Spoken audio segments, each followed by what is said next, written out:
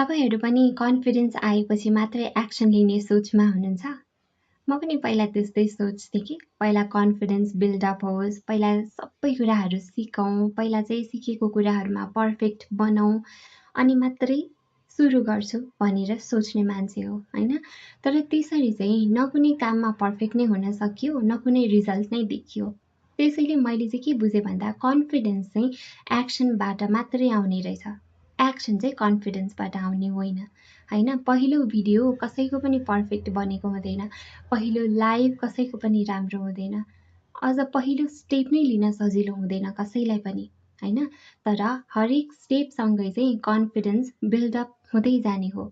त्यसैले कन्फिडेन्सको वेट चाहिँ नगर्नुहोस् है, किनकि कन्फिडेन्स भनेको यत्तिकै आउने कुरा होइन, एक्सन लिएपछि मात्रै आउने कुरा हो। सो आज नै एक्सन लिनुहोस् र तपाईँले आज कुन स्टेप लिनलाई रेडी हुनुहुन्छ कमेन्ट गर्नुहोस् है त।